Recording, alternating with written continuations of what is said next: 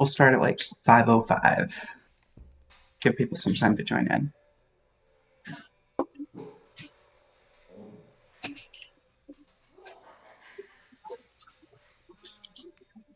If you hear my birds in the background, don't mind them. They're just existing. They may make some noise.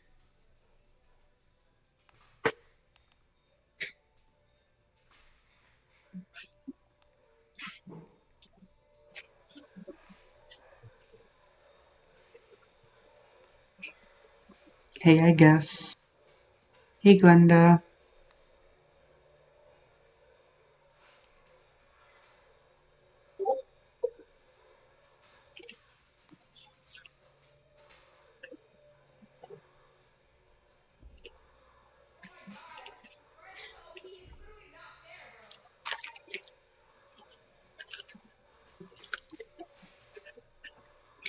All right, let's get this conversation going a little bit. At least I want to get some feedback from you guys. Is anybody here a fire sign? Hey, Jessica. I didn't see you pop in. Why won't let me do that? Is anybody here a fire sign, or do you know a fire sign? If you do, I want to get this conversation going.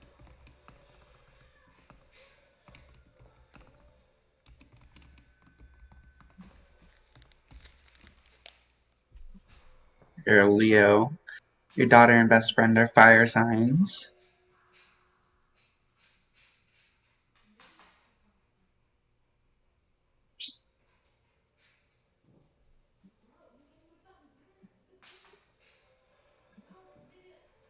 Me personally, I I don't have a lot of. I mean, my mom is a fire sign. I should say that my mom is a fire sign. And my moon is in Sag.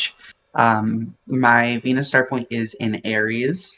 Glenda, you're a fire sign. Sag. Also, y'all don't mind my hair. This is a no product day. This is a no product day, so we're going full frizz. Okay, don't mind this. I look like a lab experiment, but we're rocking with it. Okay. Um, so fire sign, Sag. Um, thank you, Tiffany. I love you.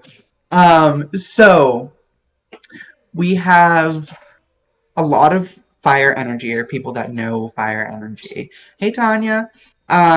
So I will say in my chart, it is not too prominent. I have my fourth house, my IC in Leo.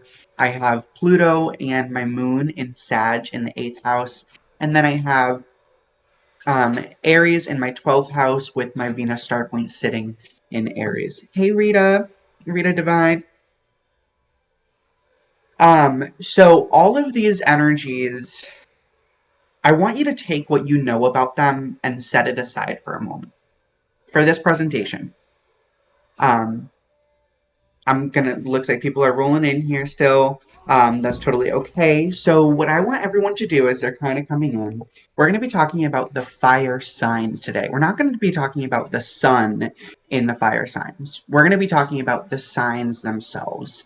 So I was very much so called to kind of educate people on the basics of astrology that I feel like is missing. Just a basic general understanding of astrology. So that is what this is. We are going over the signs, but we're going over their energy and doing a deep dive into their energy.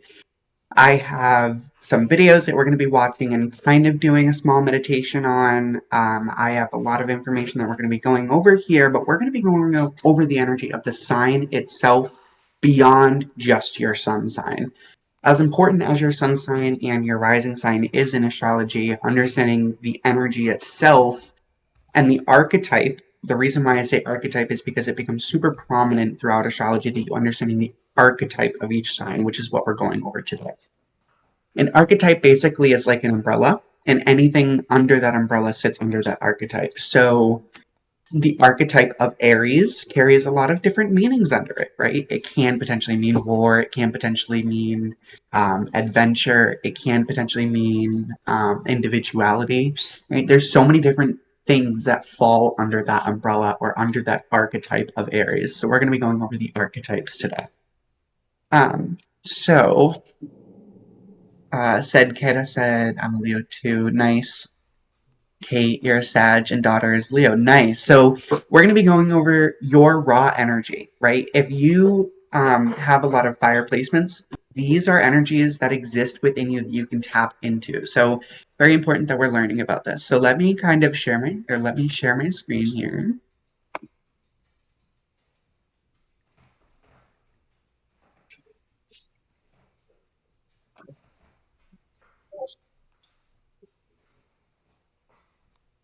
All right, y'all can see. I just want to make sure.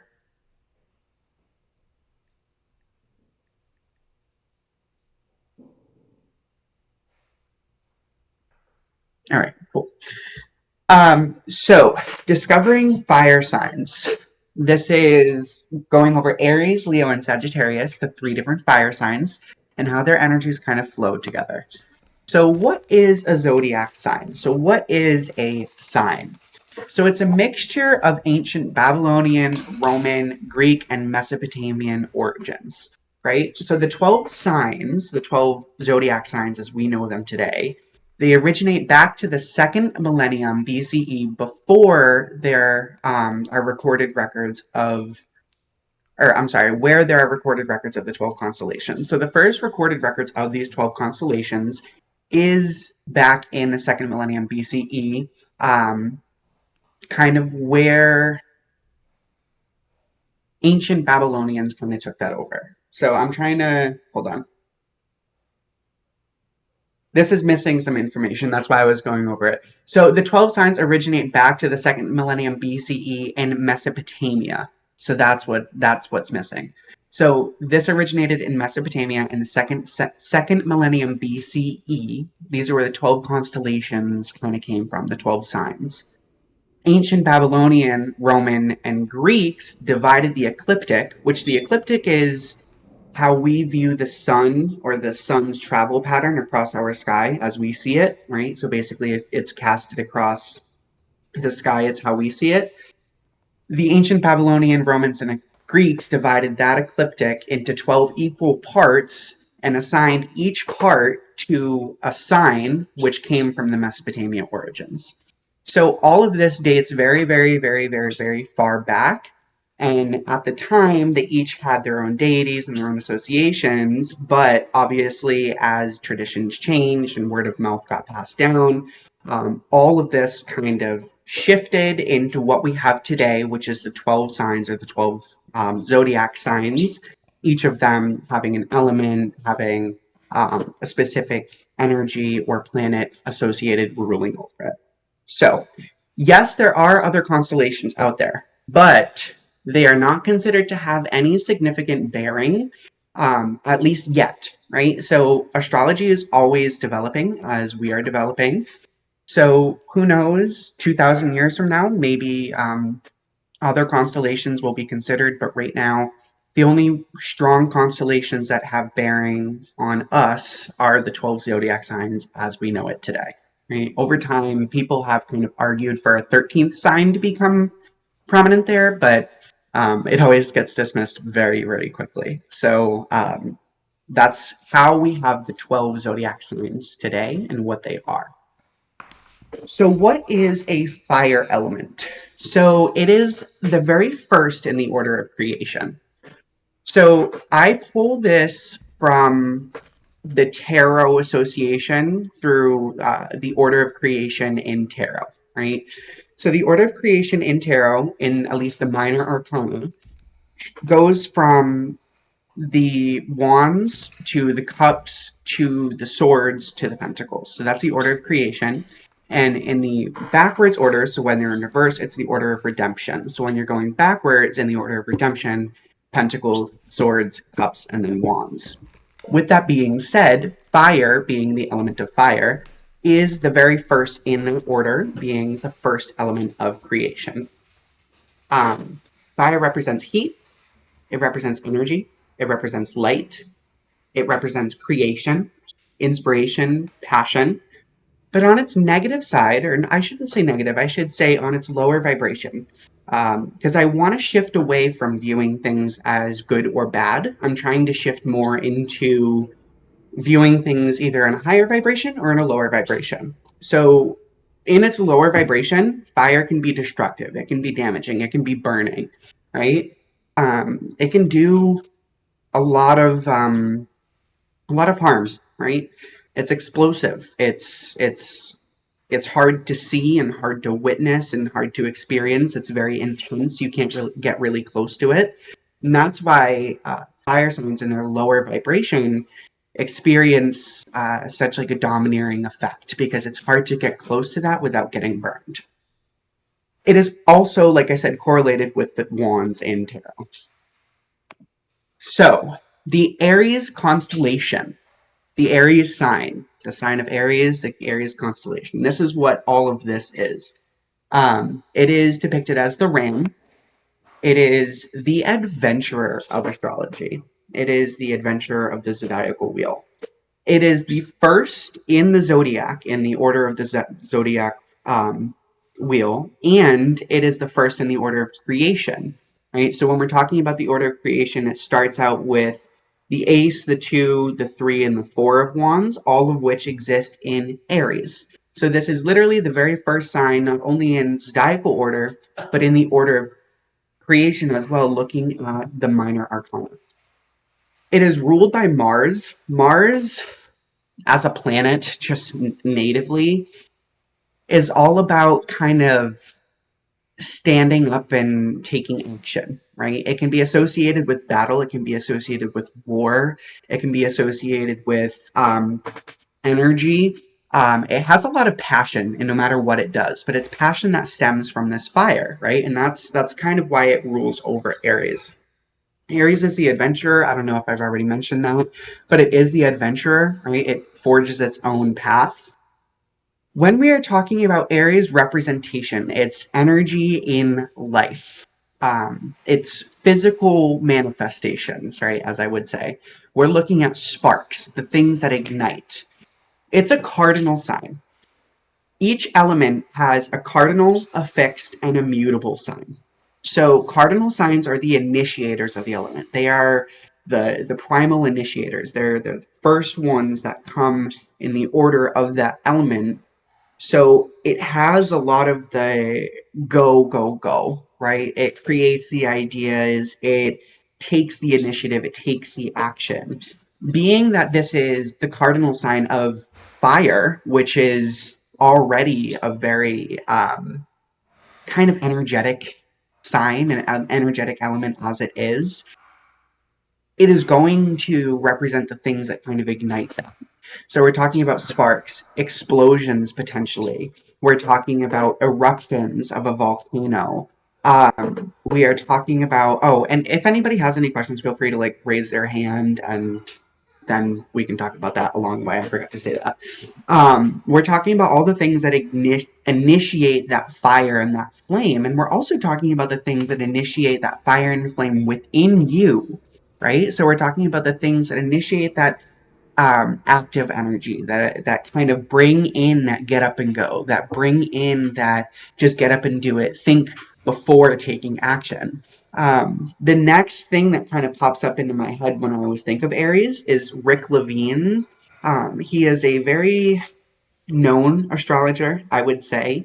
And he has a quote that he says on a podcast of Chris Brennan's that quotes, ready, fire, aim for the energy of astrology. Or, I'm sorry, the energy of Aries in astrology, right? So Aries really, really, really, they just jump. They do it. They don't think about it. When we're talking about the Aries energy as a whole, again, outside of just sun signs, energy of Aries as a whole is very much so impulsive, right? It just takes the leap. Aries, when we're talking about the season, because it does have a seasonal correlation as well. I didn't put that in here, but it does have a seasonal correlation. It is the springtime. It is the spring equinox. It is when everything can start to bloom. It is when the seed starts to sprout. It is quite literally laying the seeds for everything to begin to sprout in the springtime. It is a very active energy, but it can result in a lot of beauty, right? With that being said, every sign has a physical manifestation and what it at least represents in your body and what we associate it with. Aries is associated to be with head. So when you're studying Aries energy, look to the actions of a ram. Quite literally, how does a ram behave? They charge forward, right? They are very impulsive. When they jump, they can kind of jump in kind of any direction. They are very unpredictable creatures, and when they charge forward, they aren't looking where they're charging. They set their head low and they charge forward, and then they just charge until they hit something, right? And that's the energy of Aries, kind of exemplified in an animal, right? It is associated with the first house of the self. So the first house in astrology does represent the house of yourself and who you are truly to you, and who also other people see you as, what people kind of see you. Trying to find a good word for this. Their first impression of you. That's what I wanted to say. It's their first impression of you. Aries as an energy also represents infancy, right? It represents infancy. Perception. Yeah, perception. Thank you. That's the that's the word that I wanted. So Aries also represents infancy in stages of life, because you'll notice each sign does represent a stage of life or an age of life. So when we're talking about infancy, they babies, right when they're born, behave very similar to an Aries energy. They're just discovering the world, they're just discovering themselves, their body, how do they're just here, right? They're discovering all new things. What does hunger feel like? What does using the bathroom feel like? What does crying feel like? What are all these emotions? It's all of this raw kind of infantile energy. And that doesn't, and I don't want people to take this and be like, oh, that means Aries are infants. No, it just means that they experience the rawness of life, right? They experience life in a very raw sense, right? A very bare sense. Not bare as in basic, but bare as in they take things at face value for what they are, right? They see them and experience them almost as if it's the first time all the time, and then that's how they see it. That's the Aries way, right? It can be impulsive. It's active. It charges forward. I kind of talked about a lot of this already, but it takes initiative. It leads forward in its own path. It's independent. It's energetic. It's controlling in its lower vibration. It can also be dominating and domineering, right? So it has its own path. It's going to forge its own path. When we're talking about Aries, we are talking about someone who sees the beaten path and refuses to walk the beaten path and wants to forge its own path to get towards its destination, because it knows for itself that that's the better path for them, right? They follow their true inner instinct, and that is the energy of the Aries. That's why they're the adventurer. They're the ones that lead and take action. But that's also why they're the leaders. They're the natural born leaders. They don't necessarily want to lead. They just naturally are leaders because they take that path. They take that action. They forge that own kind of road, and then others walk that road with them. Others follow that road, right? So this is a YouTube video. I'm hoping you guys will be able to hear my audio. Um, Let me know if you guys can't. So I am going to share this video or put this video on. While I'm putting this on, I'm going to turn off my camera because I want everyone to just close their eyes and just feel how this can represent the Aries energy, that kind of ready to take action, ready to stand up and kind of go initiative energy. So I'm going to turn off my camera. I'm going to play this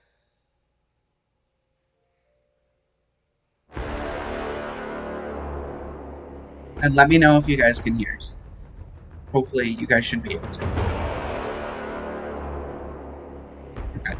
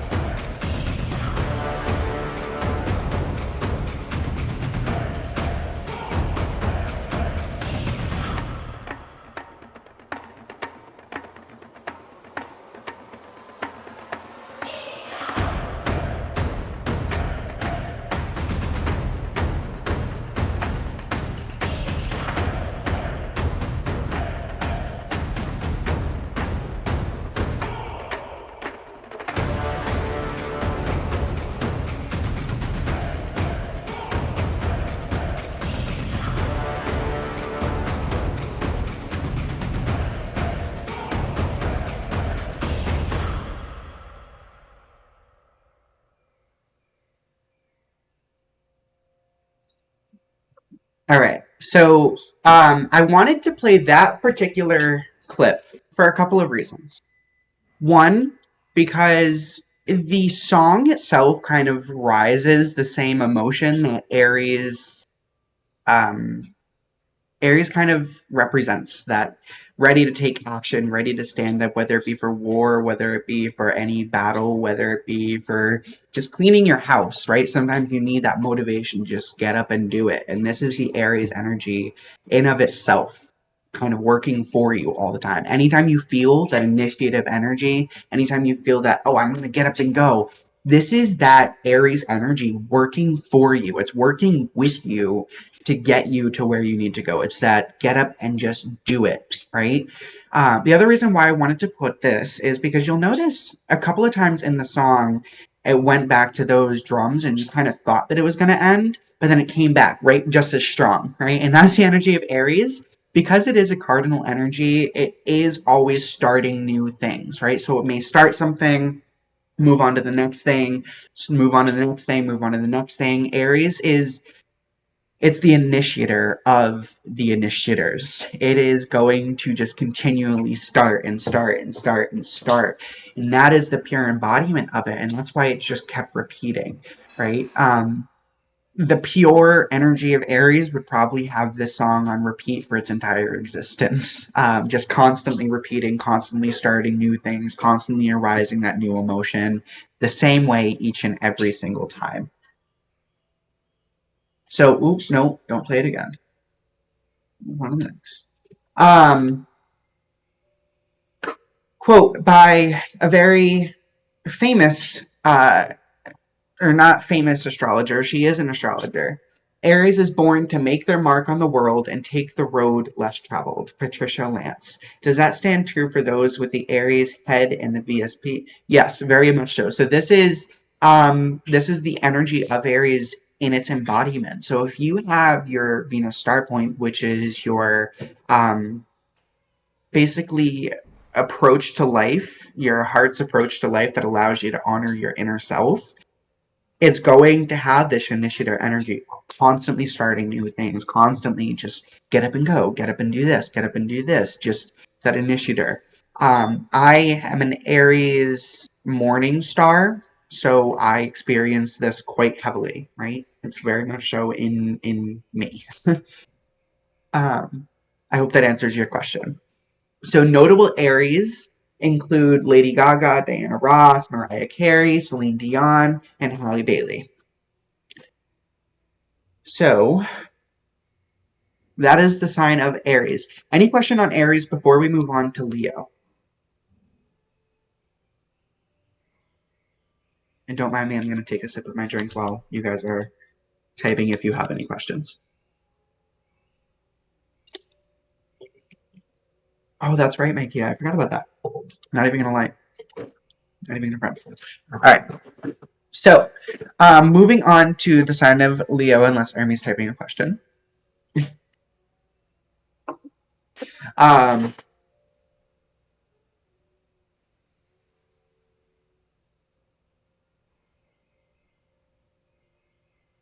no question. I'm ready for Leo. Okay.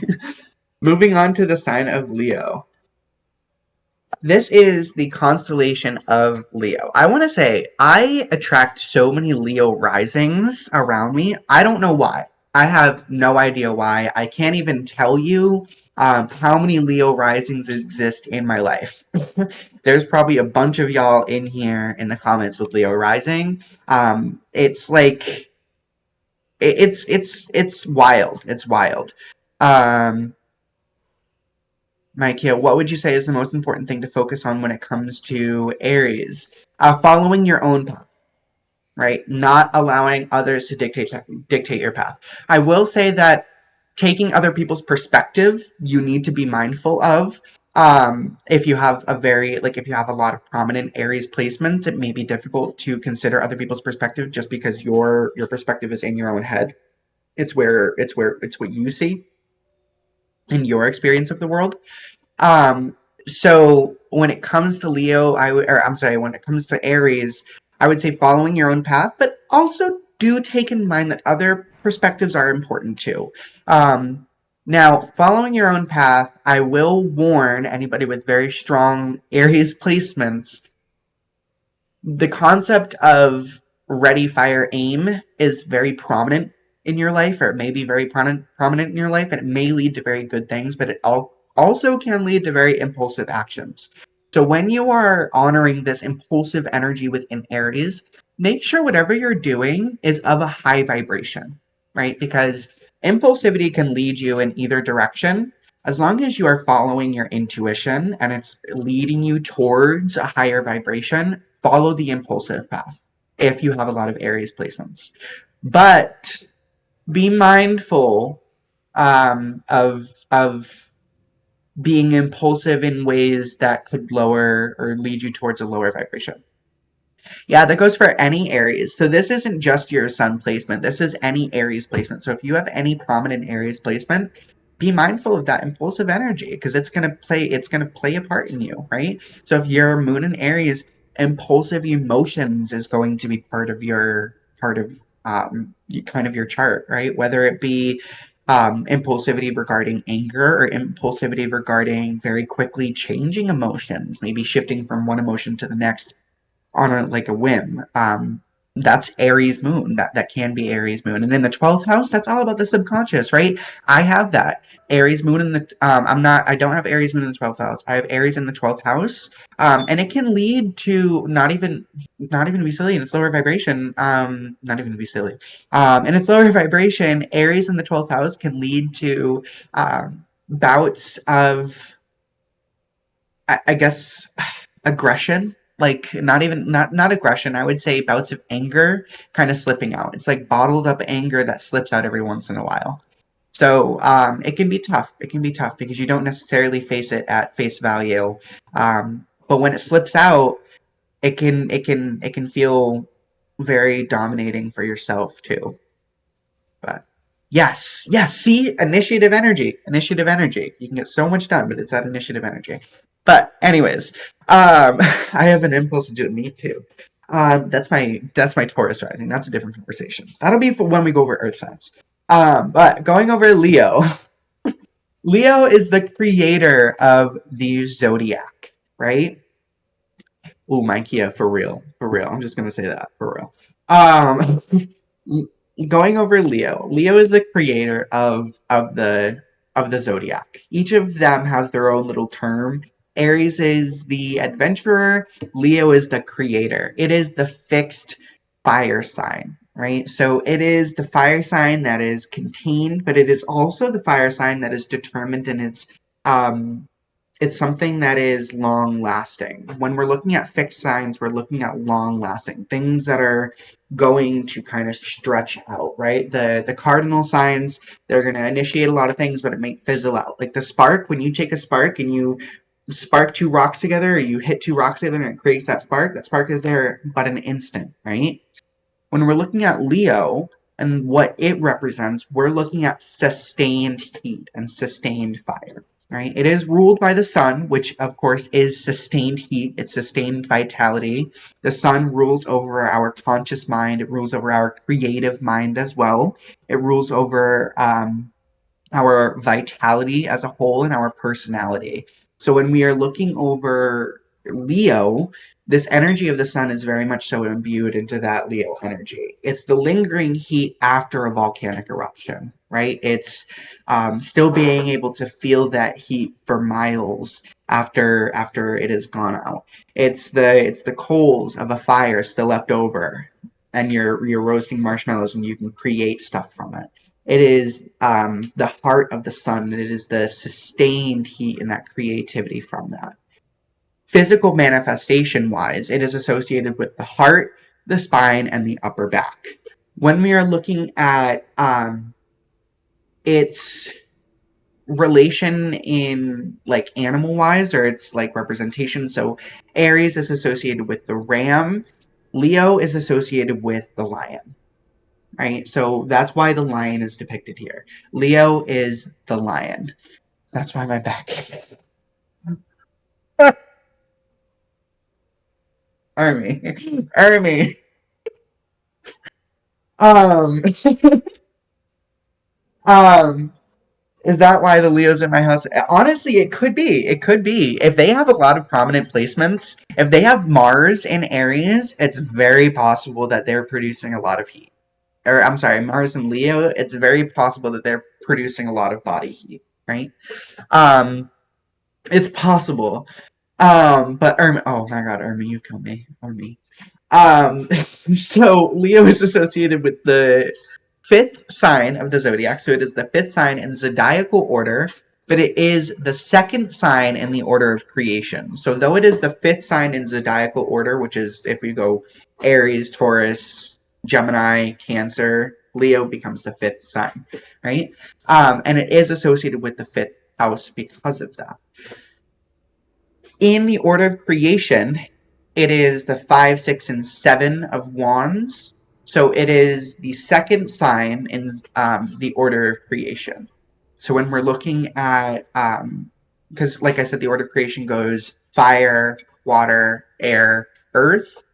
It is the second element in the order of fire. So that is the second step. So it also represents ages 18 to 21 when you are truly stepping into yourself and having to come into your own and be confident in who you are, right? So a lot of times during this age, people are forced out into independence or they have to claim independence, whether they're going to college, whether they are moving out of home, whether they are just ending school and they're discovering their own way in life. This is when the nature of Leo kind of steps in, is between this age of 18 and 21. This is when confidence becomes the goal, finding that inner lingering fire, that long lasting fire that sits within. It represents confidence, the boldness that exists within someone, the strategic nature that they may hold, their playful nature as well. I put this down there as well. If you have strong Leo placements, like heavy Leo placements, you are most likely a master gamer. Right? So that could be a card game, that could be dice, that could mean actually getting on and playing Wii, whether it be like actual things. If there's a game you're good at it because that competitive nature comes out of you, right? Like the tiger, they have to establish dominance at all times, and there's kind of that competitive nature that always exists within a tribe.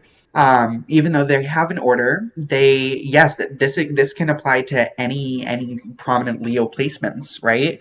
Because this exists as a sign, not just your sun sign. Remember, this again goes beyond just your sun sign. This is the energy of the sign itself, of the constellation. So whether it be your rising sign, your sun sign, your moon, whatever it is, you are master gamers. My stepdad has very prominent Leo placements. I will not face that man in anything. I will not face that man in anything unless I'm slipping a crystal into his pocket because no. Because no. Um there's no way. He always wins and it makes me so mad. It makes me so mad. Um, so it becomes a very prominent part of them because they're just competitive, right? The one time that he lost at Wii, I remember I was like, I think 13. He lost at Wii to my mom. He was up until 4:30 the next morning practicing on his own Wii bowling, practicing Wii bowling so that the next time that they went and they played, he won. So we don't know his house placements, but he has his sun, his Mercury, and I believe he had his Venus in there, but basically his sun and his Mercury was in Leo. And that alone, I mean, don't face that man in anything. Don't face that man in anything. And if you do, be prepared for him to put his mind to win, right? So this is the energy of Leo. They're consistent, they're dedicated, is the long lasting fire. And again, he stayed up till 4:30 that next morning, just like practicing because he didn't want to lose again. He wanted to have that competitive edge. They want to be number one. And this is why Leos, they are the creator, they are also the ruler, they are kings, right? This is why they are kings. the Aries is the leader naturally because it's the adventurer. The Leo is the creator, and it has that long lasting fire and passion to rule over the kingdom, right? And this is why the lion is the representation of this. It is the long lasting fire. It is the determination, the strength, the boldness, the competitiveness, the need to be number one. This is all here. Yes, my husband cannot lose. Like never does. Drives me nuts. Yes, I don't face my stepdad in anything. Like I said, in anything, I will literally hand him a crystal and be like, here, hold this, and he'll be like, what is it? And I said, don't worry about it. And then I'll ask him if he wants to play a game. Does it win? Does it work? No, but no. But it's worth a try anyways because that man never loses, and it makes me so mad. So it is just part of this nature. So if you have prominent Leo placements, you're naturally going to win at games. You have a youthful vibrance to you that lasts very much so into your old age if you have a lot of placements there. Not, again, beyond just your sun sign. It goes way beyond your sun sign. This is just the energy of Leo. It is youthful, it is vibrant, it is competitive, it's strategic, right? It has to be organized and strategic. It can't just be impulsive because then it takes actions that aren't fit for a king, as I would say. Not necessarily fit for a king, but not one that would benefit the king or benefit themselves, right? They're very strategic in where they place their energy and where they place their fire, right? When you think about poles, their heat is very concentrated. It's very closed and concentrated. You have to get close to it. When you get close to it, they can burn. They can do a lot, right? Not only can they burn, they can create, they can cook, they can do a lot, but it is a contained heat, right?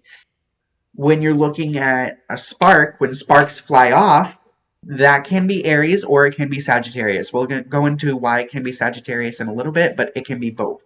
But we're looking at contained, concentrated heat, concentrated, long lasting. The coals of a fire can last for days, right? If it's a big enough fire, it can last for days.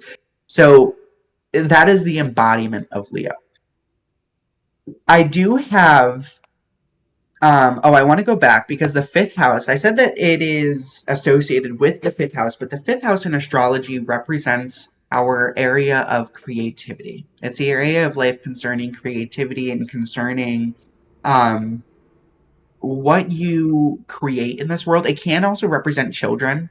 It can represent children. It doesn't always represent children, but it can represent children because they are your creations, right? They are beings that you have created with your own DNA. So that's why it can represent children. With that being said, it can also represent your childlike energy or how your childlike energy represents itself in the fifth house. And that's why Leo can also represent the youthful vibrance. And that's why it does represent that youthful vibrance. And that's why it is associated with that fifth house. It is very created or creative. It is very youthful. It's very vibrant, but it is organized and it is competitive. It is confident. I mean, the confidence of Leo is astonishing to me sometimes. I'm just like, ooh, okay, okay, we'll go with that. And I just gotta rock with it. I gotta rock with it because that ain't me, but we gotta rock with it. And like that's not a bad thing. I'm not saying it's a bad thing. It's just me. It's a lot, right? You can't get too close to the sun without it becoming over encumbering. So if you are exuding this Leo energy, you have a lot of this passion, a lot of this heat and fire, right? And a lot of times that can be intense for people. So, um, anyways, this is again another song. This one's a little bit on the longer side. I would say I think it's about 5.5 minutes long. I want to listen to the full thing. So get comfortable. Again, kind of rest your eyes for a moment if you would like. Don't fall asleep. Please don't fall asleep. But just kind of allow this to take you on a journey. Allow this to be a mini meditation for you to really feel and embody the energy of Leo and what it can represent in its archetypal nature, right? Again, as a constellation, not just as a placement, as an energy. Yeah, honestly, Sagittarius is kind of long too, but yeah, I thought it was also fitting for that reason too. So, anyways, I'm turning off my stuff. Y'all enjoy.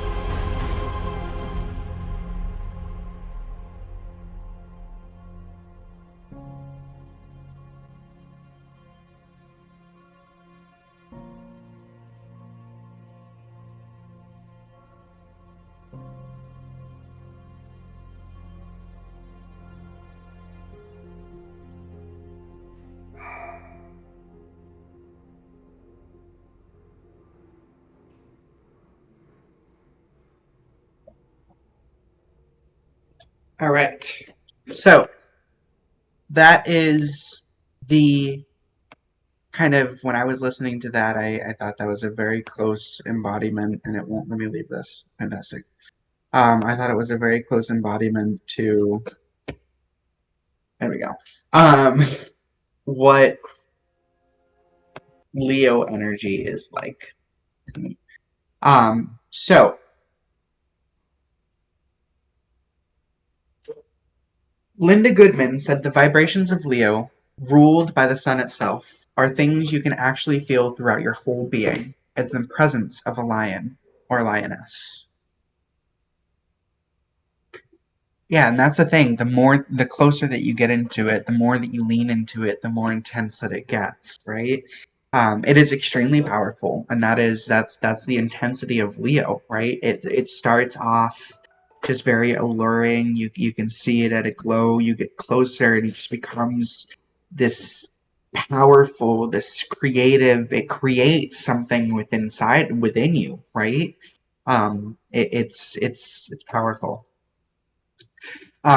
So while you guys are typing, some other notable Leos include Daniel Radcliffe, Jennifer Lopez, Barack Obama, Madonna, and Jennifer Lawrence.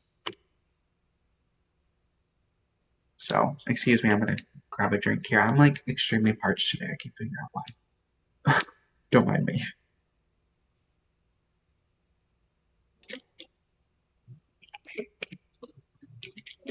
But I also loved the image too, right? Because if you notice the entire time that we were saying Leo, I kept bringing up lion and lioness, and even in this quote, it brings up lioness and what was he facing there? You know, if we go back, what was he facing? He was, he had a dagger against three lioness or three lions or lionesses, and another thing to tell too.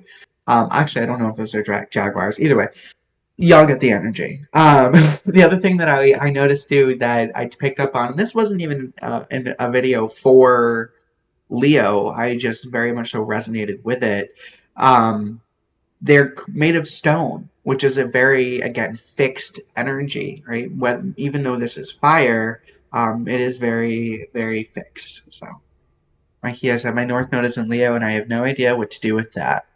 Follow your creativity. Follow your inner heart, right? Because Leo rules over your heart. So if your North Node is in Leo, you follow your inner heart. Follow the things that allow you to exist and exude the most confidence within your truest authentic confidence, I should say. Not the confidence that gets you recognition for the sake of recognition, but the confidence for your creation just for the sake of your creation. That's what you do with that. So, any questions, any last comments on Leo before we move on to Sagittarius energy? I just want to make sure we don't move on too quickly.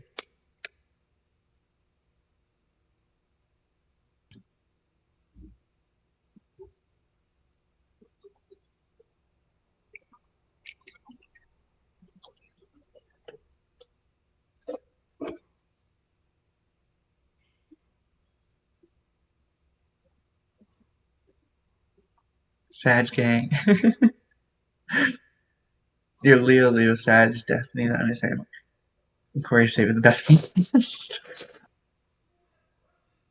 Listen, my Pluto and my Moon are in Sag in my 8th house. Okay, y'all are gonna see my chart at the end because I'm gonna show you how it all works together, like when you're looking at a chart. And you'll see the further flow, and it helps you to really understand why the flow is so strong between these.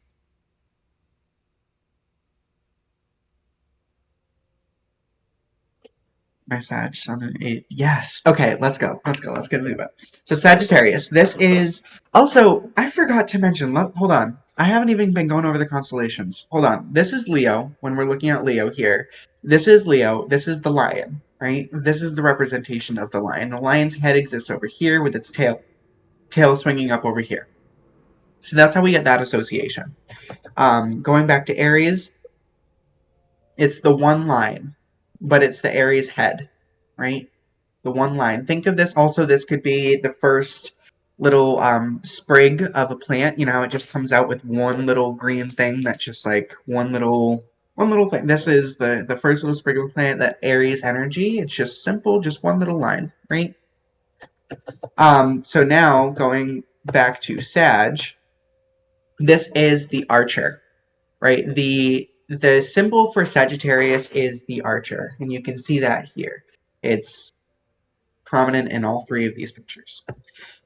So what is Sagittarius? It is the traveling philosopher. It is the traveling philosopher as an energy.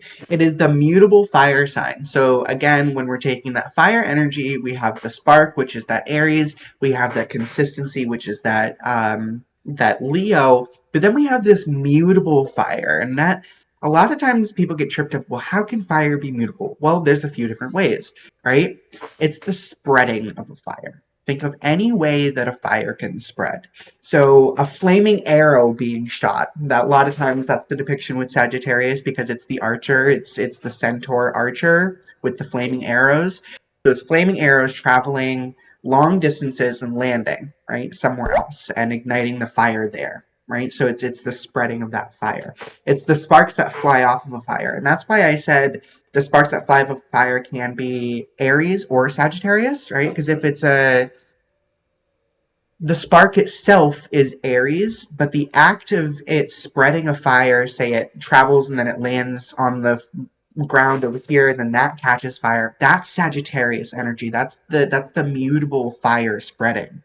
Um, and I do also want to say that um, obsidian, if anybody works with obsidian, this is Sagittarius energy. This is pure Sagittarius energy, at least the way that I've always worked with it, because it's the cooling of that volcanic lava into this hard rock that creates this, right? It's that cooling of that volcanic lava, that very long lasting heat. So the volcano erupts from Aries, the Leo spreads that lava everywhere, and it's a long lasting lava. Takes a very long time for it to cool. When it all cools and hardens, and it kind of has spread and done its thing, um, after it is spread, it forms these. Right, this is obsidian. It's cooled volcanic lava, or it is produced by cooled volcanic lava. So it is one of the things that can be represented through such. When we're talking about physical representation, it is associated with the thighs and legs. And I do also want to say that Sagittarius as a sign is ruled by Jupiter. Why is this important to understand? Jupiter expands every single thing that it touches upon. It is the expansion planet. Being ruled by that, anything that Sagittarius does is also going to be expansive in one way or another. Right, so that's why a lot of times when we see the lower vibration of Sagittarius come through, where we're like, "Oh, that's like that." I don't like Sagittarius because they're a lot to handle when they get mad. Well, yeah, because they're ruled by Jupiter. They have this very expansive energy, and when that fire spreads and then it expands, it can become volatile. Think of how dangerous a forest fire can be simply because of its ability to expand and spread its energy outward. When it becomes volatile, it expands and it spreads and it starts throwing its fire. And that's why Sagittarius in its lower vibration can be very, very hostile and volatile to the people around you, right? Ermi said my mom. Ermi. Um, I'm sorry. I don't mean to laugh. I just um so the other kind of higher vibration of this is the expansion and sharing of one's inspiration or sharing of one's fire, right? So that's why a lot of times teaching and higher education can be associated with Sagittarius because it is about kind of again expanding that and pushing that fire outwards towards other people. So, in its lower vibration, yeah, they're going to send all of their inner rage and inner emotion straight out towards anything in its directions. It's like what are those the frag grenades where they just explode and they hit everyone in their direct vicinity, right? And its higher vibration, it is the fire that I'm trying to find a good analogy. I don't. It's the fire that spreads and ignites the inner fire within other people. It's that spark that jumps from one inner fire into the next person. They catch that and they turn that into their inner fire that it's controlled. Right. Think of it as, when you have a bunch of candles on a cake, and you light one candle, and then you take that candle and you use it to light the rest, right? It's the controlled sharing, and it's higher vibration. It's using it to spread that fire in a controlled manner so that it's not hostile or volatile to the people around. Um, so those are kind of the two different raw energies of that, the higher and lower vibration. It is associated with the ninth house of religion and higher education. So a lot of times when we look at Sagittarius and its energy, it is the archer, but it's the traveling philosopher because it tries to gain a grander viewpoint of the world, right? The archer has to have an overarching viewpoint of the battlefield in order to be able to shoot its arrows. That's why they're the long range people, right? So when we are looking at the energy of Sag and the energy of this traveling philosopher, we're looking about long distances. We're looking about understanding the greater viewpoints, the higher viewpoints of things. We a lot of times see long distance travel with Sagittarius. We see higher education. We see religion. Um, all of these are associated with Sagittarius, and higher education can be seeking higher education or even teaching higher education. Both exist within Sagittarius. Sagittarius is the ninth sign in zodiacal order, meaning it goes all the way up to the ninth sign. Or I'm sorry, the zodiac is the ninth sign in zodiacal order, but it's the third in the order of creation. Nana. Oh, yep. Did you have a question? Did you want to come up and speak? If you want, I can bring you up. I think I can bring you up.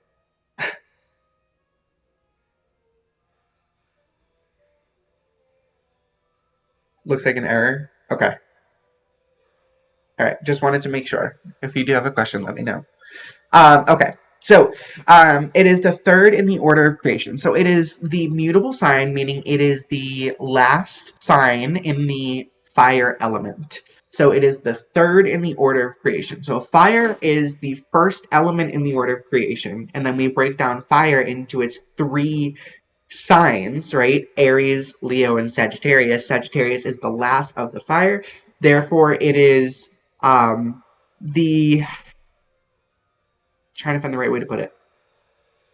It's the third in the order of creation, but being the last in the fire, it is the transition between this element and the next, right? And that's why it also has that larger viewpoint.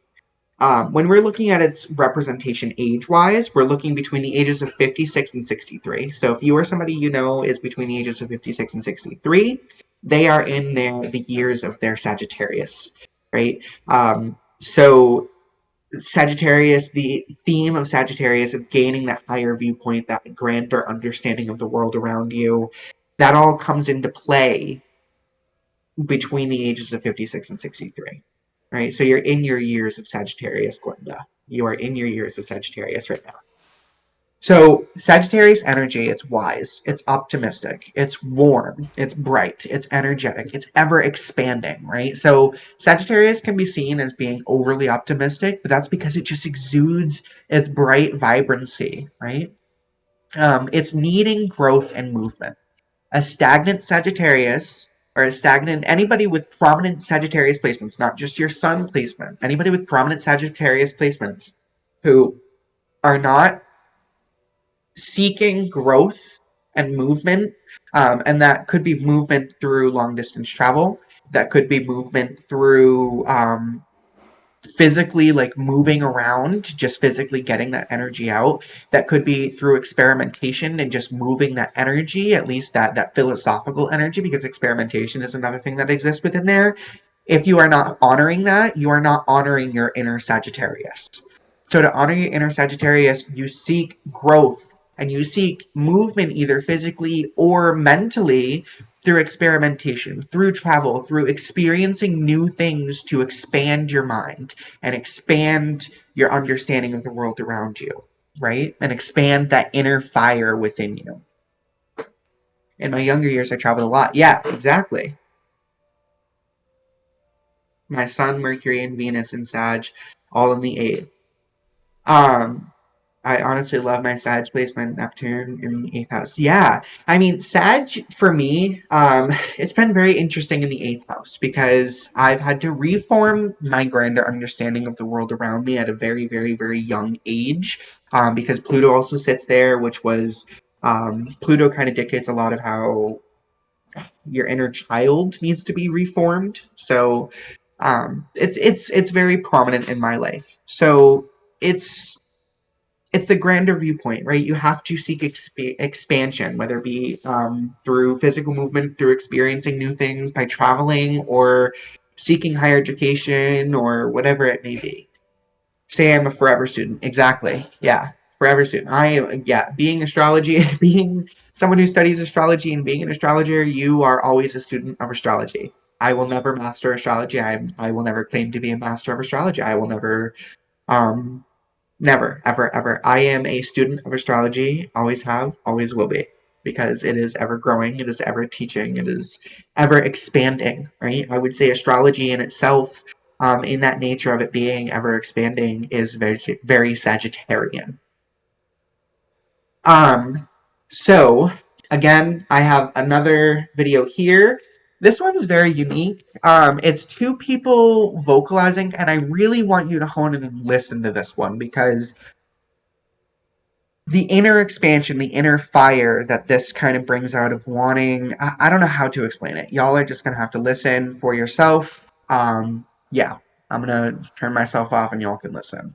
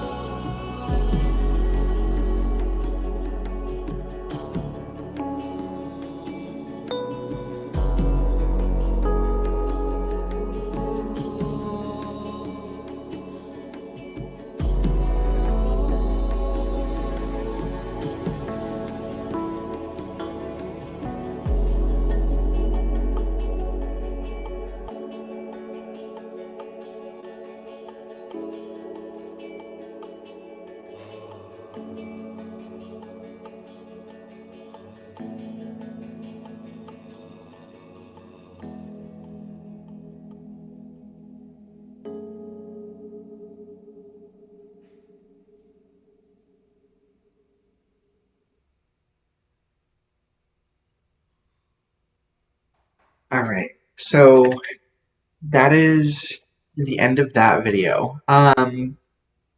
Part of the reason I thought that this was very expressive of the Sagittarius nature, because I don't know if anybody was also watching the way that they were flowing with each other. This was not, yeah, I'm sure that they had some like rehearsal as far as like guidelines of when they were going to sing, but they were also just freely singing, right? They were clearly not following a sheet, like a sheet music, right? They were just experimenting with not only their voice but with each other's voice, and where can they go, how can they expand this, how can they move this further, right? And that's the energy of Sagittarius. It is constantly experimenting so that it can grow, so that it can get the better understanding of not only itself but everything around it, right? It is that needing the new experiences, needing to be put in those unfamiliar territories in order to truly be in alignment with one's true essence, right? The expression flowed into unity, yes, once they were able to understand it, but they had to first experiment with each other's voice in order to truly understand how it can fit into each other properly. And again, that's where that Sagittarius experimentation comes through with that expansion, right? Because once they could fit into unity, it expanded from there. I mean, it was growing throughout the whole thing, but once they started singing together, it was just like it glowed and it expanded. It was like two fires that linked together, expanding into one large, giant flame that was just warm. It's such a beautiful thing to be able to witness. It really is. Um, no, don't play it again. Um, so Mecca Woods from Astrology from Happiness and Success said one of the things that makes Sagittarius so irresistible is your openness with your heart and your affections, right? They are so expansive, they cannot bottle things up. They have to be open, right? If you see a Sagittarius or anyone with Sagittarius placements who are bottling things up, um, it's not going to turn out well because when they do explode, it's going to be big. It is going to be a big explosion. So you have to be very open. Someone a high positive, positively vibrationed Sagittarius, or someone who has very strong Sagittarius placements, who is existing within their highest vibration, is someone who is open, is someone who is going to be just expressive and expansive with who they truly are, whether it be how they communicate, how they feel, their personality, whatever it is to them. They're going to be open and true about it, right? A lower vibration, they are going to be explosive about it, right? They may not honor it at first, but then it's going to explode out some way, shape, or form because they need that expression, they need that expansion. Um, and they also sometimes they want to share their experiences with other people a lot of times. That's why sometimes the Sagittarius and its lower vibration can be seen as someone who kind of sits on a high horse or puts himself on a higher level than others. That's sometimes the lower associated vibration of Sagittarius, but I think it's simply because they again are very expansive and explosive about the way that they want to expand and share their information, and they aren't really considerate of how they're doing it.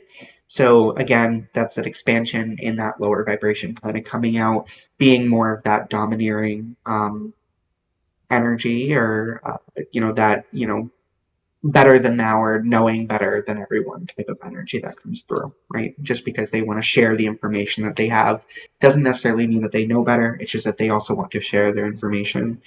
They just aren't necessarily doing it in the right way. Notable Sagittarius people: Nicki Minaj, Billie Eilish, Miley Cyrus, Brad Pitt, and Scarlett Johansson.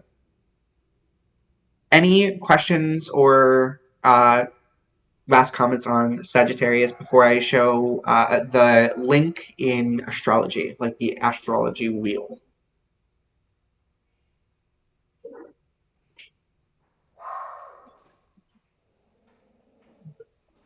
I like how your brain works. Thank you, Mike. Yeah.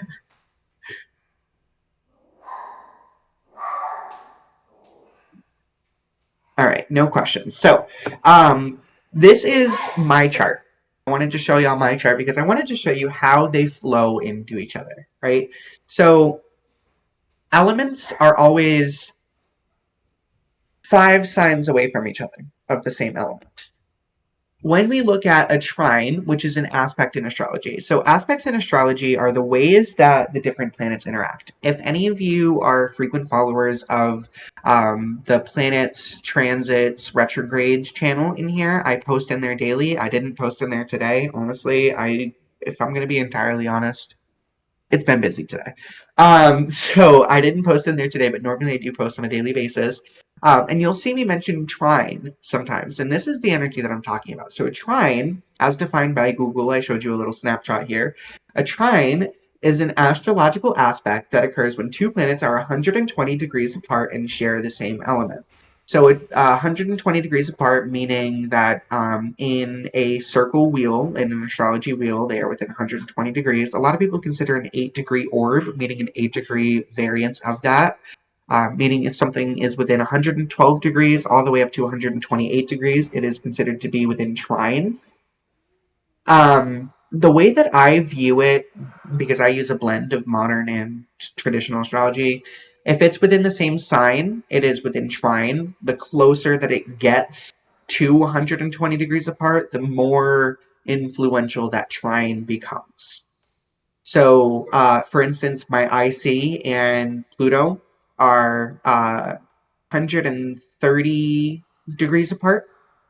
Um, it is still within trine from what I consider, but it's not an intense trine because they are not as close to 120 degrees as I would like it to be for it to be an intense trine, but I do consider it to be a trine by nature.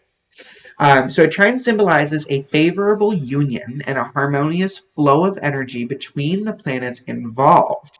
A trine can indicate how different areas of life, such as communication, love, money, or career, are linked and supported by each other. Trines are not considered rare. Trines are one of the major aspects. There are 5 major aspects. There are minor aspects as well, such as semi-square. You'll see quincunx. You'll see there's sesquiquadrant. There's a bunch of different things that you may see. The main ones that I work with are the 5 major aspects, which are conjunct, which means they are within the same degree with the 8-degree variance, which basically they're in the same sign, and the closer that they get to each other, the closer that they are into conjunction, meaning they're aligning with each other. There's sextile, meaning they're 2 signs away from each other. So Aries and Gemini are sextile. Aries and Aquarius are sextile. So the next one is square, meaning they are 3 signs away. So all cardinal signs uh, are square to the one that came after them and before them. So Aries is square with Cancer, and then Aries is also square with Capricorn. Trine, meaning they are 4 signs apart. So if you go 4 signs after Aries, you find Leo. So it's not considered rare. I'm just describing the 5 major ones, and then the last one is opposition, which means they are they're in signs opposite of one another. So these are the 5 major ones. They are not rare. What is rare is when you have aspect patterns that become strong, right? So if you have, there's something called a I'm trying to find the right word for it, and it's slipping my brain. Oh my god. Grand trine. That's what it is. I kept calling it giant trine in my brain, and I was like, that's not right.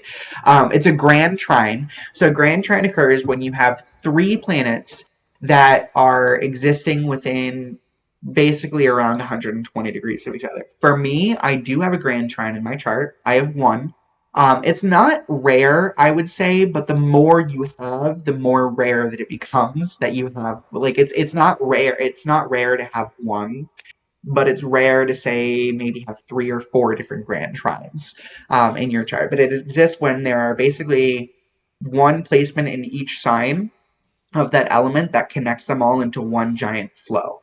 So why does this become prominent when we're talking about the elements, right? And I just wanted to throw this in here at the end because I wanted you to understand how it can fit into astrology and the way that they connect with each other. So when you're looking at your chart, these three areas of your life are in constant harmonious flow with one another. These three areas of your life are in constant harmonious flow, and they are all concerning your inner fire. So if you're looking for your inner fire, if you're looking for your inner passion, if you're looking for things that are affecting your inner fire, your inner passion, you're looking for placements that are going to be more prominent regarding your inner fire and inner passion, look at your fire placements and where they sit and this connection. Do you have placements there that are going to be more heavy? For me, I have my south node, I forgot about my south node, I'm not even gonna lie, y'all. I have my south node, my moon, and my Sagittarius all or and my Sagittarius. I have my South Node, my Moon, and my Pluto all in Sagittarius in the eighth house, right? So Sagittarius becomes kind of an important placement for me. And where I find my truest transformation, which is all about the eighth house, where I find my truest transformation and intensity and power, inner power, right? Because that's again Sagittarius, Pluto, Moon, all of those kind of coming together is when I expand, when I seek higher education, when I share my knowledge with others, when when I am able to truly tap into that Sagittarian energy, right? So it all exists here within us. So, any questions on any of that? That is the end of fire signs. I know that was a lot of information to digest, but that's why I'm breaking it down like this, because I want you guys to understand the flow of each energy and how it all kind of flows together. So, this was the flow of fire. So, we went from Aries to Leo to Sagittarius, the order from the adventurer, the creator, to the philosopher. The philosopher can also sometimes be referred to as the experimenter. It's the person who experiments in order to understand the greater aspects of the world. When we're looking at seeking understanding of the world around us, experimentation is the number one thing that we do, right? We have to experiment in order to truly understand, and that's part of it.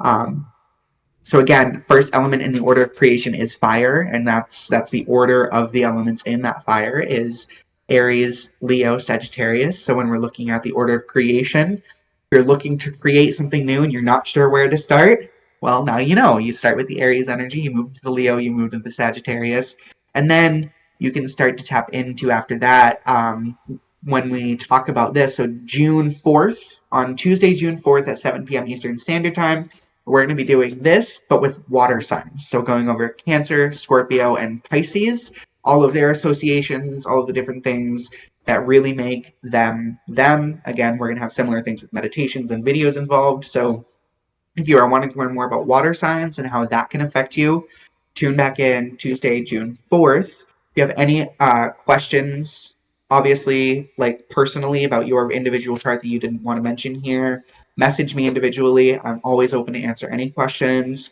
Um, I know I throw a lot out. I am also going to where I don't know where I should throw this. Somebody let me know where I should throw this. But if you want me to share this slide, I can share this slide with y'all, just so that you have it. I just don't know where y'all want me to put it. So I'll talk with Ermi or Jessica or someone. I'll figure out where I can put it after. um, just so that we have it. But I thank you everyone for coming. I appreciate you all being here and being like attentive and like interactive and I appreciate it. Thank you all. But all right, have a good night and I will drop this presentation in somewhere in here some point. Thank you, Jay. I appreciate that. Cannot wait for water. I know, that's me too. That's me. That's me. I'm water all the way. I'm so excited. But anyways, have a good night, y'all.